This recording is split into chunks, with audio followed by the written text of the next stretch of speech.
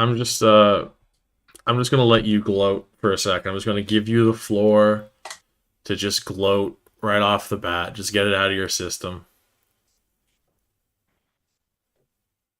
Caps win 2-3 OT.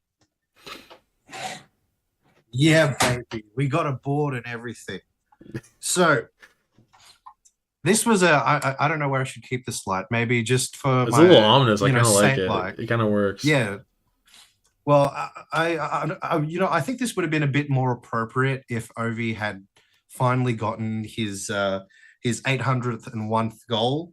Um, ascended into true hockey goddom.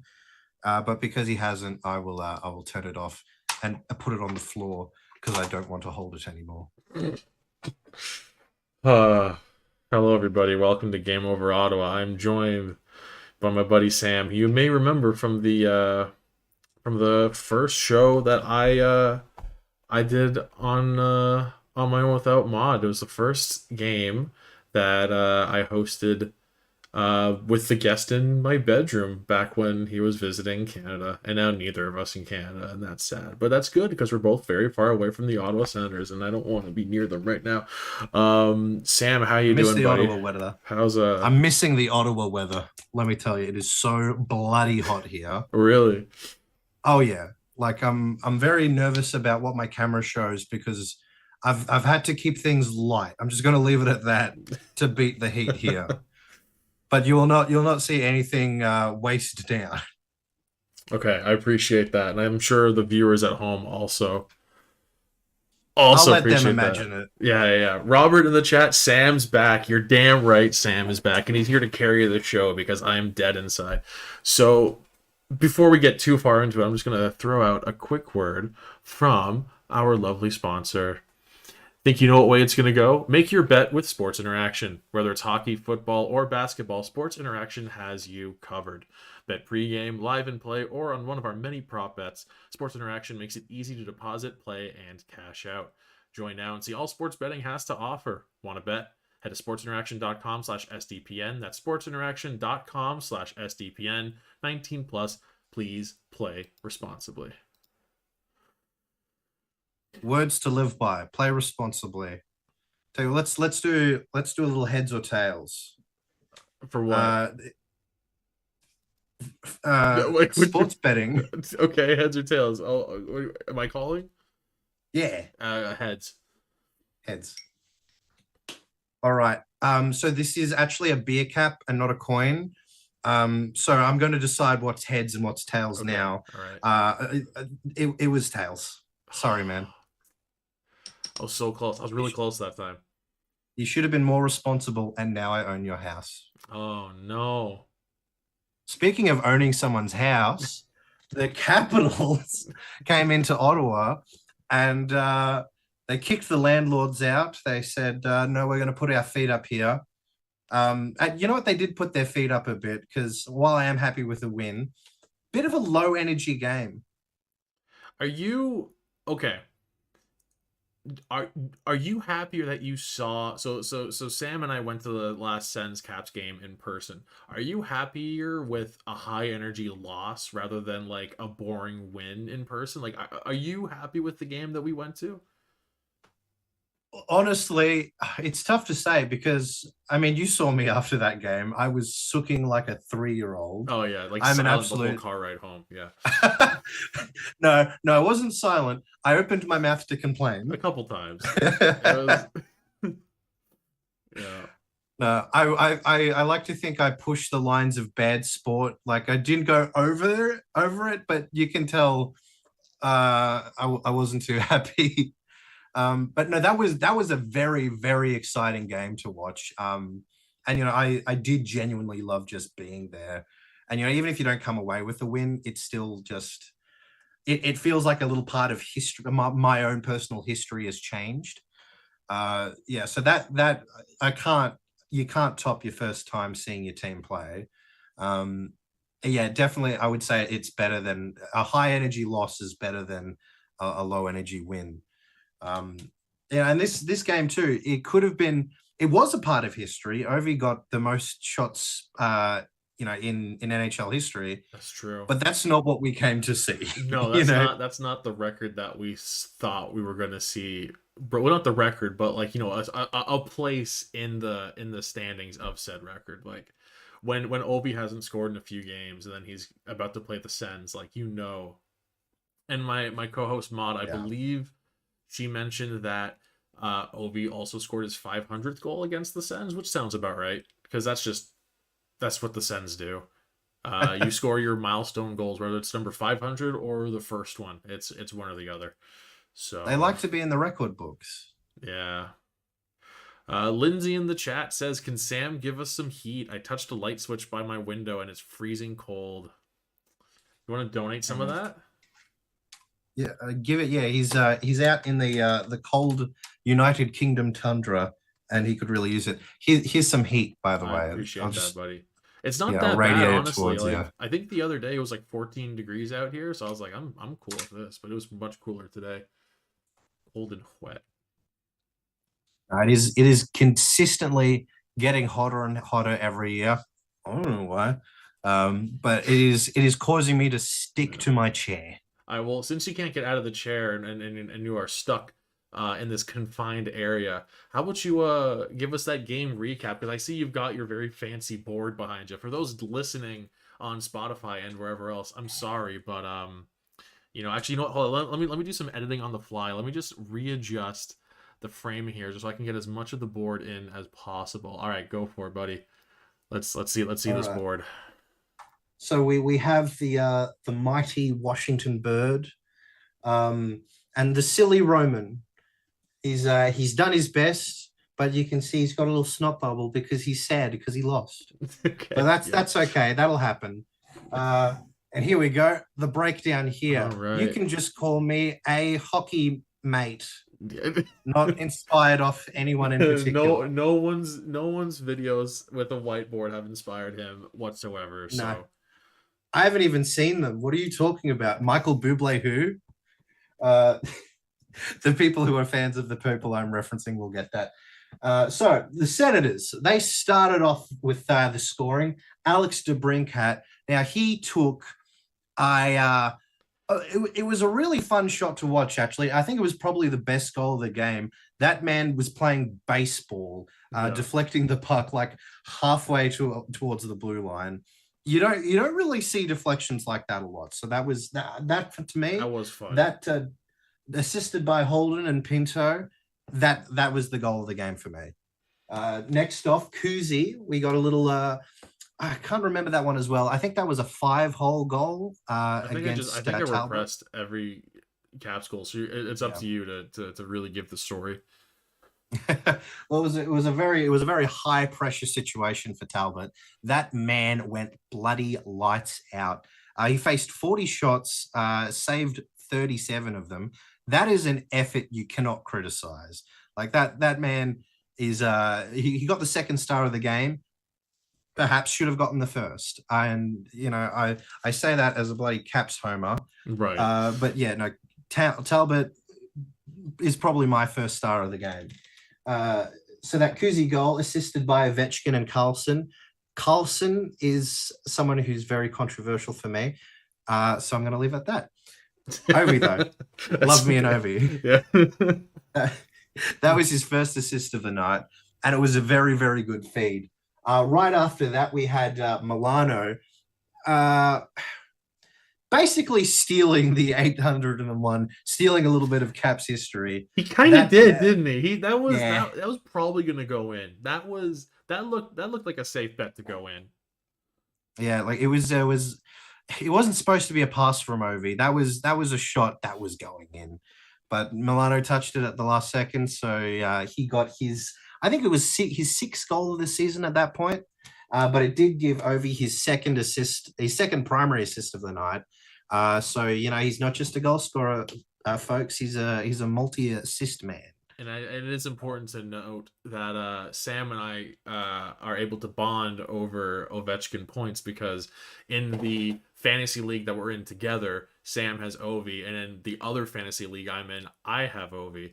So unless we're playing each other, where he has Ovi and is kicking my ass, I can say, "Oh, nice Ovi point." So we can usually bond over that whenever Ovi has a good game. But That reminds me of the next goal, which specifically annoyed me because of my fantasy team, which was a lovely goal from Batherson, assisted by Tuchuk and Stutzler, the young new core of the group, who you want to see on the score sheet. And honestly, I think that's why Ottawa for me is a likable team, because they're young and they're actually contributing. They're kind of the players they were, scouted to be. Definitely elite players, and it's really cool to see, young new talents come into the league and kind of do well, like right off the bat. But Stutzler, he had the secondary assist, and I drafted Stutzler in our fantasy league, but I forgot to take him off the injured reserve, so I got no power play points. as soon as you mentioned that, I was just crossing my fingers for a Stutzler goal. But I'll take an assist. I'll take an assist. A power play assist too. That's worth something in our league. Then we, unfortunately, that's the end of Ottawa's side. For the rest of it, it is just a very great performance by Talbot and a few scary injuries. But I think we'll go. Oh my god, we'll talk about that after. Yeah. Yeah, because the last goal was I forgot to finish this, but it was Marcus Johansson, Mojo, who just swung in and took a really nice shot. Passed off Gustafsson, who has been very solid for the Caps. He kind of started off slow, and I know people kind of talk about his career. You called it inconsistent, and I'm going to defend him. His games played is inconsistent. If you look down his stat sheets, you see like, oh wow, he only played like 50 games this season, but he scored like 30 points. He only played 5 games this season. He scored 3 points. So he's actually he's consistent when you look at how much he actually plays. But the man loves to bounce around a team, and I wouldn't mind him finding a home in Washington, because the guy has been I said I wouldn't talk about Carlson, but I am. He's kind of been what just go for it. I want Carlson to be, a very offensively minded defenseman who will get back in bloody position and stop some pucks. Right. Who knows how to back check? Defenseman who knows how to back check. What a concept. Right. And that was secondary assisted by Kuznetsov with his second point of the night. But he didn't make any of the stars. He could have been up there with Ovi. Ovi was the number 1 star. And I think part of that is because he broke an NHL record. Bit of a boring record, but he broke it. It's a big enough. So also wild to note that the guy who held that record was a defenseman. Ray Bourque. Like, that's why wild. Like, we talk about like defensemen who shoot a lot, but like different level. Like talk about like the Cale Makars, who all the defensemen who like Hedmans, Burns, like all these defensemen who can put up 20 goals in a season, and then like it's still Bourque on a completely different level through his career. Absolutely nuts. What do you think would be the biggest reason for that? Well, just the teams he played on, because he played on the Bruins for pretty much league? the whole thing, and then he went to the Avalanche and won a cup in 01. I don't know if it was a coaching thing, or if it was that or if coaching was just like, we have Ray Bourque on our team, feed him at the point and just win. Like maybe maybe that's just the whole strategy to it, because like so many of those shots were during the like really lame dead puck era of the mid to late 90s. So to see a defenseman scoring at his pace and putting up shots at his pace during that time is just wild.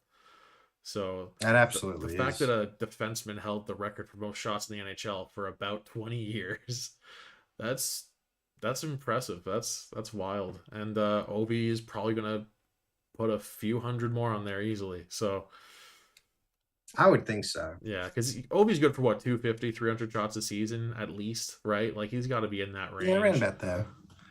Yeah, dude likes to shoot. He loves a good rebound assist. Yeah, he's a great playmaker when the puck goes off of pad. That's his thing. Yeah. That's my favorite kind of goal though, because to me that's like that's a garbage pail goal. Not garbage pail, sorry, lunch pail. Right. I'm thinking of the garbage pail kids now. But yeah, when you're putting in maximum effort, you're Mm-hmm. making a mess and you're cleaning it up. That's, to me, that is good hockey. And I know a lot of people, some people would say like, oh, those are cheap goals, but like, there's no such thing as a No, cheap goal. to me that just looks like playoff hockey. That's like you have to Yeah. score on a really good defensive team. That's how you're going to do it. So, I remember my younger sister was playing futsal, which is kind of like an indoor mm-hmm. youth version of soccer. Yeah. And the coach accused her of cherry picking goals. And I accidentally called him an asshole to his wife. Of So not that got me in a realizing bit that it of was his trouble. wife, or I don't like, when you say accidentally, did you not know who she was, or did it just kind of slip out? no idea who she was. I I think he see was what you just, mean. Okay. he had quite a young team, and I didn't necessarily agree with the way he was coaching them, and Mm. it came out, and I got a look, and my mother kind of tapped me on the shoulder and was like, "That's the coach's wife," and I was like, "Oh, well, I'm not wrong though." Yeah. I'm hoping they don't watch the SDPN network, but if you do, stop yelling at kids. you know, That seems fair. That seems fair. yeah. That seems And like a there's no fair. such thing Yeah. as cherry picking. You get in good position Yeah. and you get a goal. I'm sorry, that's bloody sport. Uh, all right. I think it's only fair we talk about the Sens woes for a little bit. Just Because they had some. so you can kind of flex on them a little bit, and I just feel like, you know what, as painful as it is sometimes, this is an Ottawa Senators show. We got to talk about the Sens a little bit. So the thing I want to outline is the fact that we just saw the inverse of a lot of Sens games. So what happens with a lot of Sens games? The Sens look like they are going to friggin' kill their opponent in the first 10 minutes, and then the other team scores the first goal, and then they just forget how to play. In this game, the Sens skip that first step of looking really good and being scored on first, and instead they decide, what if we score and then stop? So that time, flipped it around a little bit. So the Sens had 6 shots on net in the first 30 minutes. Their next 6 shots on net were in the following 10 minutes, which was all right. Like, that kind of made up for a little bit. The final shots, do I have the final shot count? Does it matter? It was like 18 or something, right? Count I think it was 25. no, I think So it's it just was 25. 40 to 25. Did the Sens come back in the Yeah, shots? Like, a little bit, but like, who cares? Um, uh, the you can't be biggest winning hockey games on that. No, and I mean, like, even there's a bunch of like excuses you can come up with. Like, they had injuries for sure. But even just like the eye test, which is like, the classic, like, does this team look good? No, they looked like shit. They looked terrible Hmm. basically majority of the night. But they did do one thing that the Sens do a lot, which is they woke up in the third period and made it a game. And which, they definitely didn't do that against the Jets, their last game, where the Jets killed them 5-1. And the game prior to that, the Minnesota game, they kind of did that. So main storylines for this game, I would say the Sens really hot power play, only going 1 for 6. That's not good. Gifted a few penalties that were maybe like a little bit borderline. Like, you could kind of argue either way on a couple of those Caps penalties. I think there was I mean, the Kuzi trip, it was a trip, but I've seen that being ignored too many For times. sure, for sure. But Um, I honestly don't think the refs are that bad this year. And normally I I would do terrible things verbally when it comes to referees. I'm not a I think they last year in particular, I think they made things particularly dangerous for players. I think they promote. I mean, we promote gambling on this show, but with money. The referees last year promoted players gambling with safety, and that's not a mm, good thing. Um, but I think it's gotten better.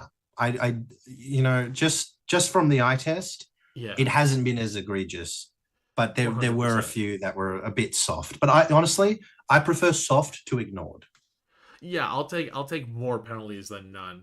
Um, Mm. and that starts a whole other debate about like the way that refs call games in the playoffs. Like, in the playoffs is when you don't call, like, fucking the playoffs is when rules should be enforced more. I'm gonna get into the whole fucking Exactly. thing. Forget it. I agree with you. So But since it's about player safety, and yeah, this match in particular had, I mean, the Ottawa Senators weren't exactly the safest they've ever been. no. So um, first period, I believe both in the first period. Rourke Chartier, who was a call up fairly recently, only a few games into the season, gets pulled with an injury. Tyler Mott left with an injury, which looked like a lower body injury, if I remember correctly. On Mott, he was kind of hobbling off the ice there. Yeah. And then the really scary one is Jake Sanderson taking a puck to what looked like the jaw, Yeah. coming That off was not there. fun to watch. And then, like, I mean, obviously it matter. The names matter. Jake Sanderson potentially being out for a while is terrifying. I'm not sure if there's been any update. I can take a look. I'm just gonna do a quick look on Twitter to see if there's Mm. any word on Sanderson whatsoever. I'm not seeing anything, so I think at this point I'm just used to it. I'm gonna assume the worst.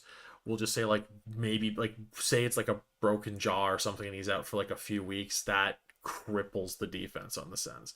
But He's as a very motivated player for you guys, and that's genuinely a loss. yeah, so even if you're not looking that way, the fact is for periods 2 and 3, the Sens were down two forwards, and then for the entirety of those periods anyway, and then Sanderson's out as well. So you're down to 10 forwards and 5 defensemen when you're trying to come back in a game, which is so tough. So It, granted, it makes sense, but the Sens, like, as much as I'm excited about the fact that they played well towards the end of the game, as expected, with a short bench, they looked fucking gassed the whole time. Like at the end yeah. of every shift, they're like doubled over, like they were just completely spent. Um, I kind of think that it might be to find the silver lining of that, to have lost so many players in game and to actually have come back the way they did in the third. I think that's a good sign. That sure, this yeah, team, yeah. they're not happy with their losses. I remember on your show I said they looked like a playoff team. Sorry for jinxing you. But they're You did, yeah, 100%. We had this that's my conversation fault. during the off season. You're like, Otto's make the playoffs. I'm telling you to shut up because it's gonna. Yeah, I'm not going to say it about the Caps then, just in case I'm that yeah. unlucky. Ugh. But they're playing like a team that wants to be in the playoffs. They have the skill and talent there. I kind of think they just need themselves a TJ Oshie. They need someone to like really bring that locker room together. To not make it just be about effort, because the effort's there. It needs to be a bit more fun hockey. Like If TJ they Oshie were a defenseman, I'd say yes. They need that. They need someone like that on D because it's rough. Oh, I'm gonna sneeze. do it, do it. Here you go. Hey, he's done it. So here's the weird thing about having that many injuries in one game is it skews the hell out of some ice times. Mm. Tim Stutzla played 27 minutes and 52 seconds. Now, granted, there was Ooh, what get like him some orange a good like slices. what 4 minutes of overtime. I can't remember how long overtime. At least 3.5, 4 minutes, right? Like it was around. That's how long overtime lasted. So that is going to add on a bit to your top end guys. But 28 seconds shy of 28 minutes Yeah, on Tim like Stutzla. That's nuts. did he even get off the ice? He played over 7 minutes of power play. That's Damn. friggin' nuts. And then you got what are other big ones here? That's the biggest one there actually. Kachuk played 24 minutes. On defense, here's the big one though. Thomas Chabot played 3 seconds shy of 30. Ooh, Which I mean we've seen a lot of Sens fans. Thomas Chabot, yeah. it's a notorious thing. The Sens have a terrible record when Chabot is played more than 25 minutes, which unfortunately is most of the time. Like you can't. But that's a trouble though, right? You get Sanderson out because Sanderson played. Granted, he played a lot. He played nearly 16 minutes just in the time that he wasn't injured. But you yank Sanderson out. Then you got Dylan Hetherington, who was a recent call up on D, and you don't want to stick him on really tough minutes, No, right? So you're down to nothing 5D. against him. Yeah, you're down to 5D, and then one of those five guys is Hetherington, who played 11 and a half minutes. The rest of the defense ice times are going to skyrocket when that happens, right? So Number two in ice time was Travis Hamonic at 22 minutes, which you never want to see. Like, no, not to be extra mean to Hamonic, but that's a dude that you shouldn't see playing 22 minutes. And then Holden and Zaitsev both putting up 17. So yeah, that's a tough game to coach as well. I gotta mention for DJ there. That's a tough game to coach when your bench is shortened by three guys, and I would argue Yeah. both Mott and Sanderson being very very important. Maybe not so much Mott as much as Sanderson, but Mott's been looking very good the last 10 or so games. I've been really impressed with him on the third line. Well, speaking of DJ Smith, we were talking in the game about I was talking about the Caps coach and how I wasn't the most happy with him, despite we're kind of coming mhm, back where we were doing pretty poorly. A big part of coaching is adjusting, especially right. within game. How do you feel about the way DJ Smith is adjusting to the way his team is playing I don't know if there is much adjusting. I think he has a game plan. And then so here's how the and season stick went. to it Here's come how the hell or high season went. water? He's got a game plan. He's sticking with it. And here's what that's gotten the sense. I got them to lose the first two games, whatever, fine. Then he bounced back. You win four straight. Oh shit! Now we're clicking. Then what happens is they lose seven straight games, all by one goal. If you don't include empty netters, that was painful. But that's the thing. It's like, okay, so we won four straight. Then we lost seven straight, but by a single goal. That's just bad luck, right? So you can kind Yeah, of sticking to his guns. Then the next batch of games, the Sens get killed. They got killed on their Western road trip. They got killed by Vegas and San Jose. They beat LA and Anaheim, but like they were getting killed like 5-1 against San Jose, and I think it was 5-1 or 5-2 against Vegas. And just before that road trip, they lost like 4-2 against Buffalo, I think. So then things are getting really, really bad. And then they win four in a row, which is cool because they did that before. yeah. By the way, this is a scary fucking pattern here where the Sens won five in a row. Then it's Minnesota that beats them and takes out that winning streak, and then they lose seven straight. The Sens recently won four straight, lost to Minnesota. Now they've lost three in a row.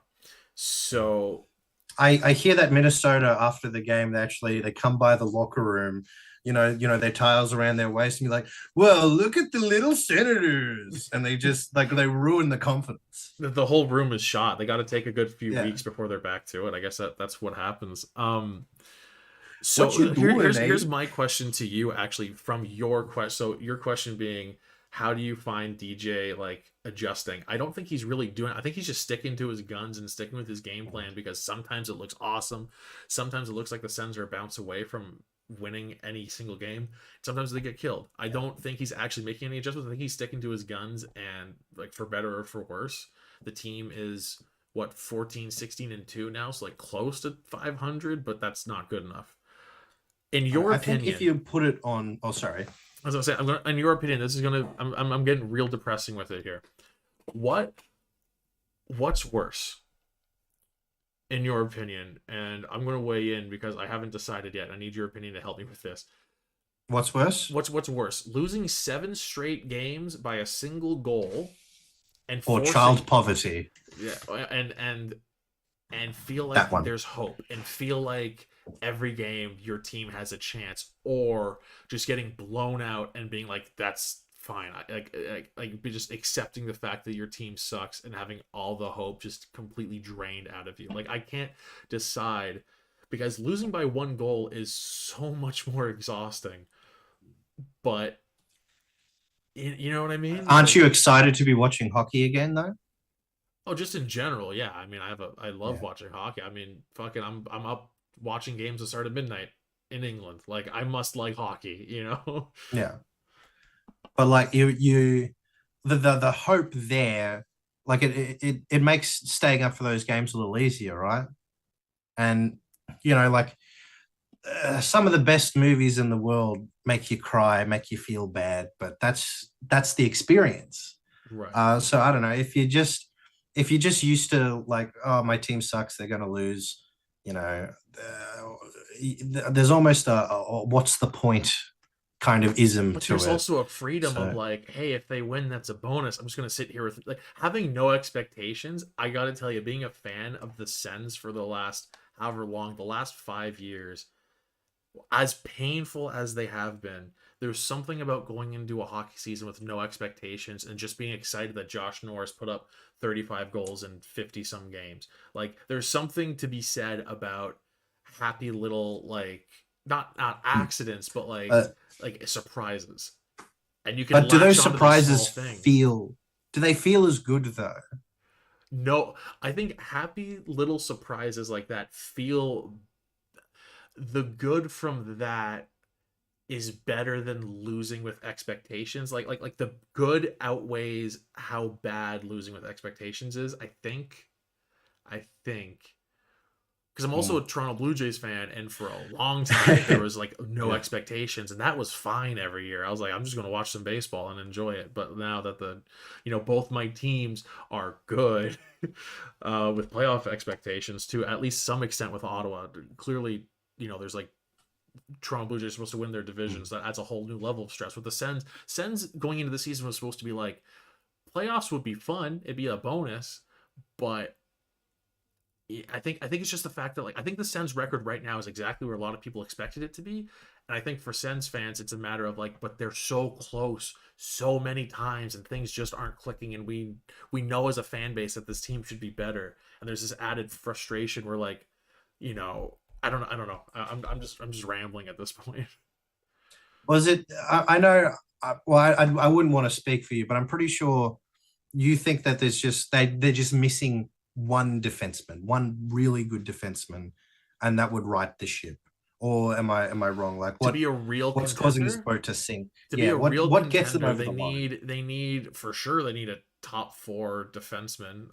Ideally top two. You see, like if the top four of D on the Sens could be Shabbat, Sanderson, Zub, and then like Guy, like good, solid player. That's great. I think that's really solid. And your third pair would be like Brandstrom, Holden. Maybe I'm okay with that. But then, I think the forwards are solid. I think it's one of the better offenses in the league. The depth is kind of rough. I think your fourth line, like the Sens' third line right now, should be the fourth line. I mean, that's going to help when Norris is back and then Pinto's down to the third line again. Like that would help.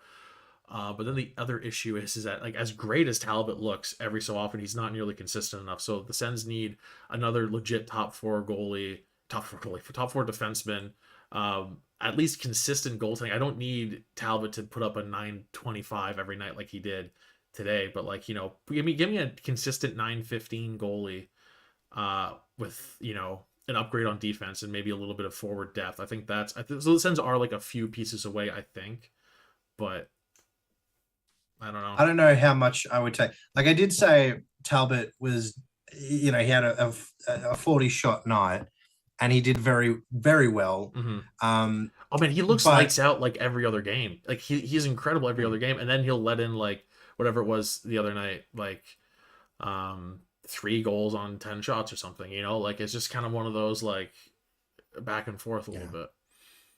I was just going to say that the Capitals have been getting, like their past couple of games in particular, a very high shot count, and I think there might actually be a problem with the Capitals, the quality of their chances. And they're going So quantity over quality. yeah, I think that might be a part of it. But even then, that's probably only like maybe 15 truly garbage shots that Mm. you can take away from Talbot, and that's still a pretty good night Yeah, for it's him. still 25 solid chance. And yeah, like the Cavs had a lot of phenomenal chances that probably should have been goals. Mm. Probably. Like Speak. I know I don't want to talk about the Caps too much, but there is one other thing on the board that I forgot to mention. Trevor Legend. There was a point in I think it was it was third towards the period on start the of the PK third. in the third period. Yeah. That was the P I, that must have been the PK of his life because oh, that was yeah, that nuts. was an incredible little session of hockey. But he just robbed Brady. Like Brady was like going, "Oh, I'm gonna change the pace of this game right now. I'm gonna put us up." And Trevor was like, "No, you're not. I'm a bloody legend." And like maybe about this far away from the goal line when he swept that out, and I just had to give Trevor some props. That was really That nice. And was I mean, not to say that I have zero faith in my favorite hockey team, but when that happened, I was like, oh, Caps are winning in overtime. And then, like that's just the way we it were was. both hoping for the Ovi goal in overtime because you want a little bit of extra drama in your records, but it looks like he will be getting that goal against the Winnipeg Jets on Christmas Eve in Australia. So that's part of the legend. If you want a little baby Jesus goal, Good on though. The Winnipeg team could use a bad game to talk. Winnipeg's so good this season, and I'm very jealous. Yeah, Very jealous. they're I think Winnipeg is the only Canadian team that hasn't gone through a moment of like, oh fuck, are we terrible? Like every other Canadian team has at least had that for a stretch of 5+ games, but no, Winnipeg's just been so good. something came through on the weather, Must be. Yeah. Must be. All right. Well, with that, I think we'll wrap things up here. Sam, Any questions from the chat? nah, people just vibing.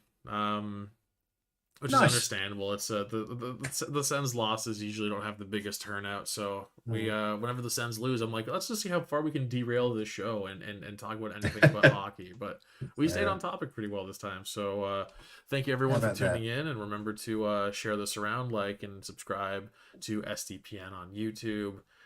Sam, buddy, thank you for coming on, man. And I'll be seeing you in a week as the Sens play the Caps again.